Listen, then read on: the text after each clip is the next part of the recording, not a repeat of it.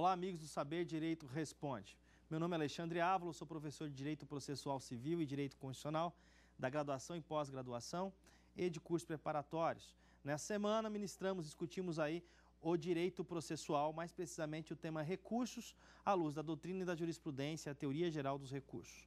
Hoje estamos aqui no programa Saber Direito Responde, com as alunas Caroline, Laís e Cássia, para tratar desse tema que foi o tema das nossas aulas. Então vamos às perguntas, a participação das amigas aqui. Por favor, Cássia, qual a sua pergunta? Eu gostaria que o senhor desse a definição do erro em procedendo e o erro em judicando. Olha só, a pergunta da Cássia é bastante interessante, porque ela tem a ver com a causa de pedir recursal. Quando nas aulas tratamos do conceito de recurso, tratamos da relação necessária entre causa de pedir recursal e pedido recursal. E aí estabelecemos que por meio do recurso, que é esse remédio processual, esse instrumento processual, eu posso requerer a reforma da decisão, ou a anulação ou invalidação da decisão, ou ainda o aprimoramento dela. Toda vez que eu falo de pedido recursal, eu tenho que correlacionar com uma causa de pedir adequada, pois aí está o erro em procedendo e o erro em judicando. O erro em procedendo, na verdade, é o erro no procedimento, o erro no devido processo legal. Um exemplo bastante interessante, imagine uma prova produzida sem intimação da parte contrária, sem a participação, sem o exercício do contraditório e da ampla defesa. E imagine essa prova servindo de elemento fundamental para a procedência ou improcedência do pedido. Imagine que o réu não seja intimado da produção de uma prova e tenha uma sentença de procedência contra o seu direito. A sentença proferida num processo, num procedimento que não respeita o devido processo legal, está viciada com erro em procedendo, erro no procedimento. Esse erro em procedendo vai ser a causa de pedir daquele recurso que pretenda a invalidação da decisão judicial, a anulação da decisão judicial. Nesse caso, não se trata de reforma. O erro no procedimento, como causa de pedir, correlaciona-se com o pedido de invalidação da decisão judicial. Por outro lado, Cássia, o erro em judicando representa o erro na aplicação do direito, a aplicação má do direito. O erro de direito não está relacionado ao procedimento, ao devido processo legal. Eu posso ter um processo que tramita, uma demanda que tramita, observando todos os princípios e garantias do devido processo legal, mas ao final, na sentença, o julgador pode utilizar uma jurisprudência, uma legislação, ou mesmo uma doutrina que seja anacrônica, ou mesmo muito minoritária, na verdade aquele posicionamento que apenas um autor defende. Veja, o juiz pode fazer isso porque ele tem independência funcional, mas você entende que a posição do julgador não aplica o melhor direito, porque o seu direito está de acordo com a jurisprudência majoritária dos tribunais e com a doutrina majoritária. Nesse caso, alegando a má aplicação do direito, o seu pedido não vai ser de invalidação da decisão, mas sim de reforma da decisão. Você requer que o órgão julgador, o seu recurso, substitua aquela decisão por uma decisão melhor e daí reforme a decisão. No erro em procedendo, não. Com a invalidação da decisão que você ataca por meio do seu recurso, o que você quer é que o processo volte àquele momento que houve o erro no procedimento e recomece. No exemplo da perícia, você vai querer que o processo retorne, seja invalidada a sentença, a fase pericial e todo o devido processo legal seja respeitado. Então veja, erro judicando, erro na aplicação do direito, erro em procedendo, erro no procedimento. Ok? Bom, Caroline, qual que é a sua pergunta sobre o nosso tema? Minha pergunta é, qual a relação entre interesse recursal e sucumbência? Olha só, também tratamos desse tema no nosso curso. Interesse recursal e sucumbência. Existe o estabelecimento de uma relação, as pessoas costumam relacionar o interesse com a sucumbência, ou seja, a parte que sucumbiu no processo, a parte que foi vencida, seria a parte que teria interesse em recorrer. Bom, gente, a relação entre sucumbência e interesse é uma correlação aí, uma relação imprecisa. Por que imprecisa? Há casos em que mesmo aquele que venceu, mesmo aquele que não é parte sucumbente, pode ter interesse em recorrer, pode ter interesse recursal, Carolina. Imagina uma situação, você foi demandada por uma demanda de cobrança em que você é citada e na sua contestação você junta como defesa o recibo do pagamento daquela dívida que estão te cobrando. Né? Você tem isso como prova do pagamento. Ocorre que o tribunal, aliás, o juiz, ao sentenciar, não analisa a questão do recibo do pagamento, mas sim conclui que você é parte ilegítima para ocupar o polo passivo da demanda. Veja, você é vencedora ou vencida? Você é vencedora, porque o autor não conseguiu prosseguir na demanda contra você por conta de ilegitimidade passiva sua. No entanto, como você está de posse de comprovação do pagamento, comprovação de que a dívida já foi saldada anteriormente, o seu interesse é que tenha uma sentença de mérito, porque você sabe que a sentença que acolhe legitimidade extingue o processo sem resolução do mérito. Neste caso, meus amigos, em que pese você ter uma sentença favorável, aquele que tem uma sentença contra si, na verdade, uma demanda contra si, que é extinta sem resolução do mérito, que é favorável no primeiro momento, se você tiver pretender obter uma sentença de mérito, você vai ter interesse em recorrer, mesmo tendo uma sentença favorável. Então, nem sempre a sucumbência está diretamente relacionada com o interesse. Há casos que não, ok? Bom, Laís, qual que é a sua pergunta sobre o nosso tema? Eu gostaria de saber qual a importância dos princípios para a teoria dos recursos. Olha, esse tema, eu costumo dizer o seguinte, até nas nossas aulas, a gente chamou de direito processual, porque na verdade a teoria geral dos recursos é útil para o processo civil, para o processo penal, para o processo do trabalho, enfim, porque os princípios aplicáveis, ressalvadas as adaptações necessárias, os princípios que a gente tratou aqui ao discutirmos recursos, são utilizados para todos os recursos. Então, a base principiológica, Laís, dos recursos é muito utilizada nos tribunais superiores. Se você começar a pesquisar na jurisprudência dos tribunais superiores, em diversos casos, na maioria dos casos, a solução, a ementa geralmente traz o princípio aplicável, seja para não admitir recurso ou mesmo para julgar o recurso, para afastar a alegação de falta de algum requisito ou mesmo para acolher. Vários princípios aparecem. Então, os princípios como o duplo grau de jurisdição, a taxatividade, a unirrecorribilidade, aparece sempre, a fungibilidade e assim por diante. Então, a importância dos princípios, primeiro que eu tenho uma visão de processo civil constitucional, quando eu tenho princípios ao mesmo tempo que são processuais e constitucionais, e por outro lado, com conhecimento sobre o princípio, fica mais fácil navegar nas intercorrências, vamos dizer assim, do sistema processual brasileiro. Ok? Bom, gente, vamos para outra pergunta. Faça outra pergunta, por favor. É sobre o princípio da fungibilidade. Eu gostaria de saber quais são os requisitos para a aplicação do princípio da fungibilidade. Requisitos para a aplicação do princípio da fungibilidade. Olha a importância dos princípios. Bom, quando eu penso em princípios, um dos princípios que mais aparece aí, né, no tema geral aí de recurso, a Cássia é estagiária na área de análise de recurso e ela percebeu essa questão da fungibilidade que é muito utilizada. Na verdade, primeira coisa, o que é fungibilidade? O princípio da fungibilidade não é regra, senão seria muito fácil, porque a fungibilidade permite, Cássia, que um recurso inadequado, incorreto, seja recebido como se correto fosse. Na verdade, se você pensar que se isso fosse regra, você nem precisaria saber qual é o recurso adequado. Bastava interpor qualquer recurso e aplicaria a fungibilidade. Ocorre que a aplicação da fungibilidade traz consigo requisitos justamente porque a fungibilidade é de aplicação excepcional no sistema. Então, quais são os requisitos para aplicar a fungibilidade, Cássia? Segundo a doutrina majoritária e a jurisprudência, eu tenho 3 princípios que sempre aparecem. Quais são? O princípio da dúvida objetiva, aliás, princípios não, requisitos, da dúvida objetiva, da inocorrência de erro grosseiro e também o requisito da observância do prazo do recurso que seria adequado. Vou explicar um pouquinho rapidamente cada um deles. O que é dúvida objetiva, Cássia? A dúvida objetiva é aquela dúvida, não é aquela dúvida que a gente tem quando não estuda para a prova, por exemplo, da universidade. Quando você não conhece a matéria, essa dúvida é uma dúvida subjetiva.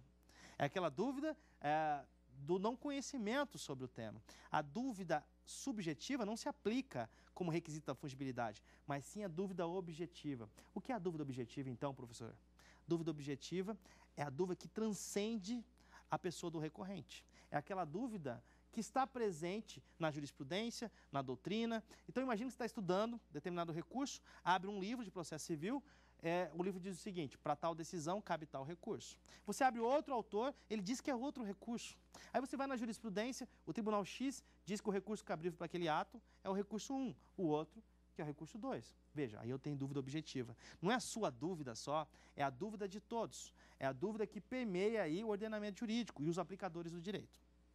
Segundo requisito, também trazido pela jurisprudência do STJ, recente inclusive, reafirmada pela jurisprudência, é a inocorrência de erro grosseiro.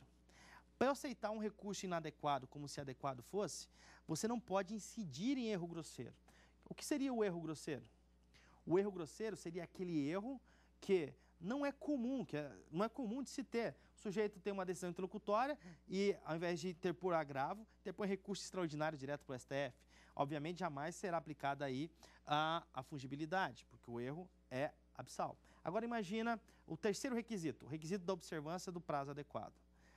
Mas alguém pode se perguntar: professor, se eu tenho dúvida entre qual é o recurso cabível, como é que eu vou saber qual é o recurso adequado, com o prazo adequado para eu interpor? Aí tem uma dica que não é requisito. Então, quais são os requisitos? Primeiro, existência de dúvida objetiva, da dúvida de todos. Segundo, não pode ter erro grosseiro. Tem que ser razoável a dúvida entre dois recursos razoáveis. E terceiro, observância do prazo adequado. Se você tiver dois recursos que você está em dúvida com prazos iguais, não tem problema. Agora, se você tiver dúvida entre apelação e agravo, professor, isso já existiu? Já existiu. Houve um tempo que se discutia a tutela antecipada concedida na sentença, já que ela tem característica de decisão interlocutória, se ela poderia ser agravável ou apelável. Essa dúvida foi superada, não existe mais. Mas se você tiver dúvida entre dois recursos, agravo com prazo de 10 dias e apelação com prazo de 15, mesmo que você acredite que o recurso adequado é a apelação, interpõe a apelação no prazo de 10 dias. Você observa o recurso de prazo adequado. Então, qual que é a dica que eu dou? Sempre que tiver dúvida entre dois recursos, interpõe no recurso de menor prazo. Essa é a dica. Bom, meus amigos, por enquanto é o que temos. Vamos agora ao intervalo do Saber Direito Responde.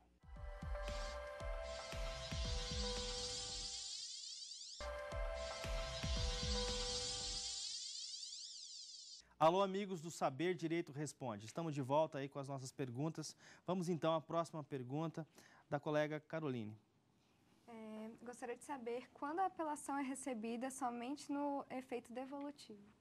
Olha só, Caroline, no atual sistema, no processo civil vigente, a apelação, de acordo com o artigo 520 do CPC, ela é recebida no duplo efeito, ou seja, no efeito devolutivo e no efeito suspensivo. O efeito devolutivo implica na transferência da questão decidida, da questão discutida em primeiro grau, para o grau julgador do recurso. Nisso consiste o efeito devolutivo. O efeito devolutivo está presente em todos os recursos. O efeito de devolver a matéria para a discussão. Já o efeito suspensivo, para a apelação, hoje em dia, é regra. No CPC vigente é regra. Mas o efeito suspensivo não aparece em todos os recursos. Na apelação, sim. Como regra, então, toda vez que você obtém uma sentença de mérito ou não, a interposição do recurso pela parte contrária suspende a eficácia imediata da decisão que lhe favorece. Ocorre que, em alguns casos, nos incisos do 520, eu tenho alguns casos em que a sentença, aliás, a recurso de apelação contra a sentença, não terá o efeito suspensivo, terá apenas como regra o efeito devolutivo. Exemplo, sentenças que implicam condenação de pagamento para pagamento de alimentos, como regra, tem eficácia imediata. Outro exemplo, sentenças que envolvem homologação ou ação de divisão, também. A decisão que implica concessão ou confirmação de tutela antecipada ou de tutela cautelar, também são sentenças que, mesmo que sejam recorridas por apelação, terão como regra a eficácia imediata, ou seja, não tem efeito suspensivo. Só que tem um detalhe, Carolina.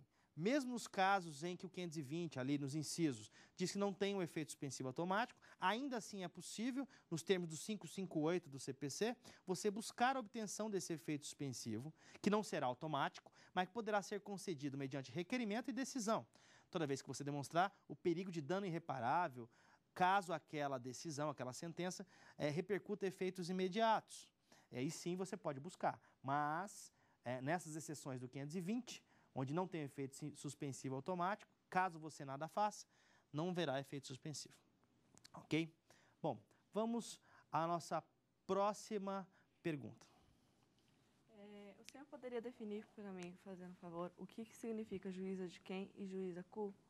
Olha só, a ideia de juízo a quo e juízo ad quem é muito importante a compreensão, porque o juízo a quo e juízo ad quem, às vezes você pode relacionar com grau de jurisdição ou com instância, mas para você ser mais preciso em termos recursais, quando você pensa em juízo a quo, você pensa no juízo da origem, ou seja, o juízo que proferiu a decisão que é objeto do seu recurso. Esse é o juízo a quo. O ad quem é o juízo de destino, o juízo para quem será levada a questão para reexame, ou seja, o juízo destinatário do recurso é o juízo ad quem, enquanto o juízo que prolatou a decisão recorrida é o juízo a quo.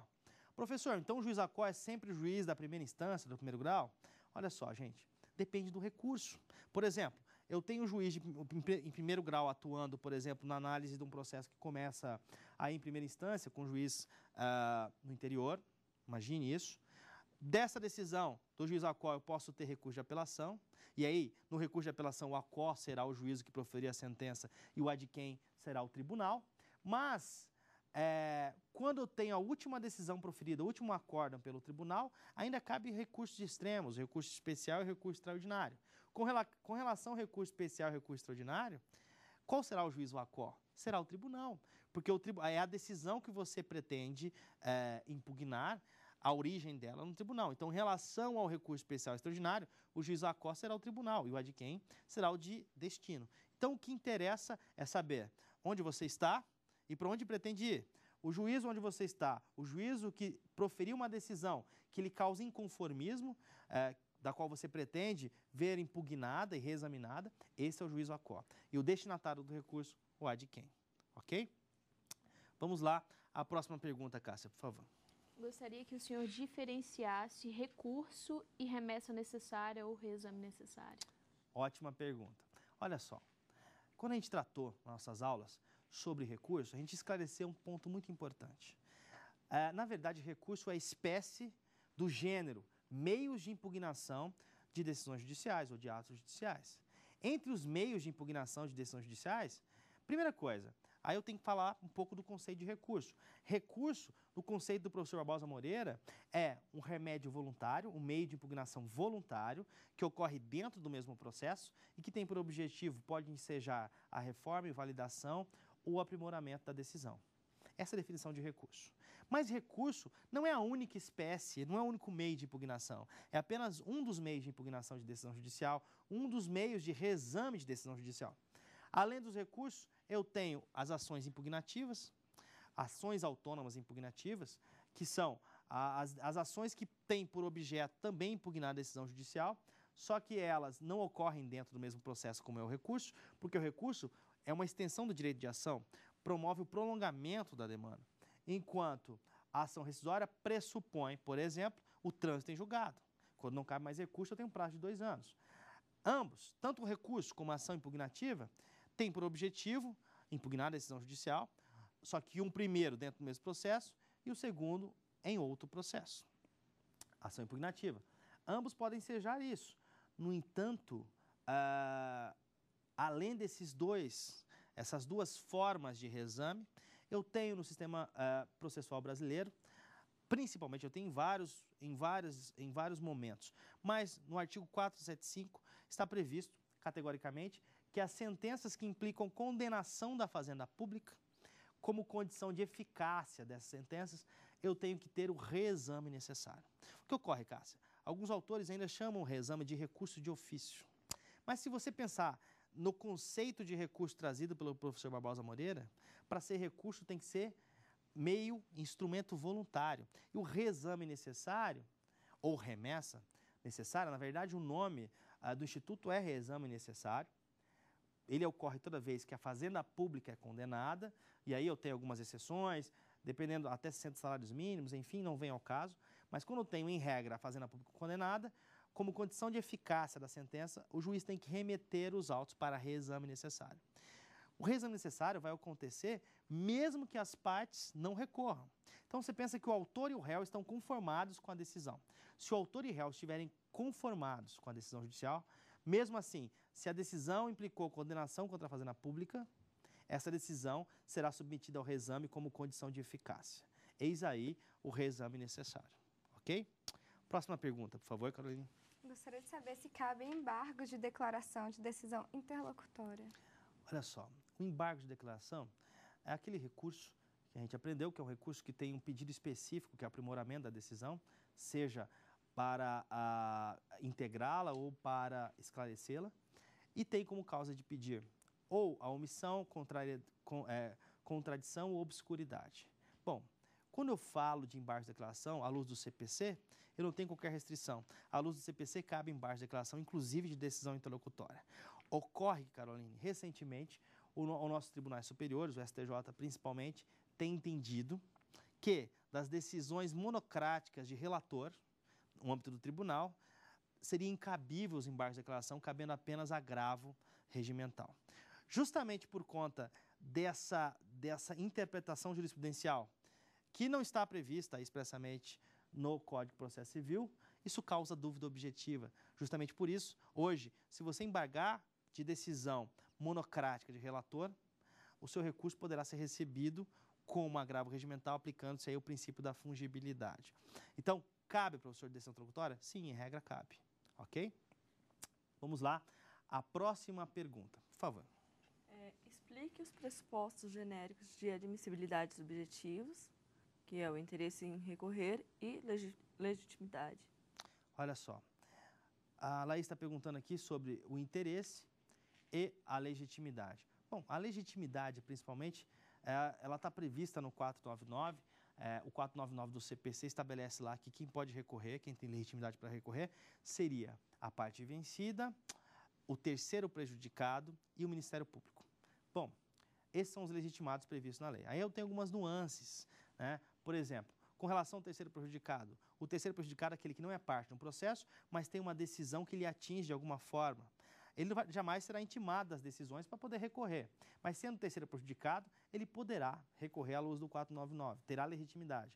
Só que para a sua legitimidade se confirmar, ele tem que trazer no seu recurso, demonstrar, fundamentar o chamado nexo de interdependência entre a decisão e o seu direito. Em que grau que essa decisão repercute no seu direito. Eis é o terceiro prejudicado. Já a parte vencida tem uma amplitude bastante interessante, porque parte vencida, parte legitimada para recorrer, pode ser tanto aqueles que iniciaram no recurso, como os terceiros intervenientes, como opoente, denunciado, chamado, enfim. Mas com relação à assistência, apenas o assistente litisconsorcial pode recorrer. Segundo o STJ, o assistente simples não teria legitimidade para recorrer quando o assistido não recorresse. Com relação ao MP, ainda tem a súmula 99, que reafirma que o Ministério Público tem legitimidade para recorrer, tanto quando ele aparece como parte, quando ele atua como fiscal da lei. Nos dois casos, ele tem sim legitimidade. Já o interesse, eu acho que com a pergunta que respondemos para a Caroline, fica já respondido, porque o interesse não tem relação com a sucumbência, o interesse tem relação com a solução que se pretenda buscar com o recurso. Mas sempre tem que estar presente o binômio, necessidade e utilidade para haver interesse recursal. Aquela ideia do interesse de agir, aqui a gente traz para a fase recursal. Bom, meus amigos, ainda mais uma pergunta. Por favor, Cássia, qual a sua pergunta? Professora, a minha pergunta ainda é sobre princípios. Eu gostaria de saber se a aplicação dos princípios com foco no da fungibilidade possibilita o maior acesso ao Poder Judiciário. Olha, pergunta muito interessante. Eu possibilito, então, maior acesso com base na fungibilidade? Olha, gente, os fundamentos do princípio da fungibilidade, dois fundamentos principiológicos para a aplicação do princípio da fungibilidade são a instrumentalidade das formas e a economia processual, principalmente a instrumentalidade das formas. Logo, diante dos requisitos presentes, dúvida objetiva, ausência de erro grosseiro e observância do prazo adequado, com certeza, ao invés de tornar um recurso imprestável, aquele recurso inadequado, eu possibilitar, por meio da aplicação da instrumentalidade das formas, a realização dessa faculdade recursal, em via oblíqua, acaba ocasionando, oportunizando maior acesso ao Poder Judiciário, com certeza. ok? Bom, meus amigos, do Saber Direito Responde, esse era o momento para a gente tratar. Agradeço aqui a todas as colegas, Cássia, Carolina e Laís, por estar presente com a gente aí. Foi um prazer, uma honra participar desse programa. Tem dúvida sobre o assunto? Mande um e-mail para nós, saberdireito@stf.jus.br. Você também pode estudar pela internet. É só acessar o site www.tvjustiça.jus.br.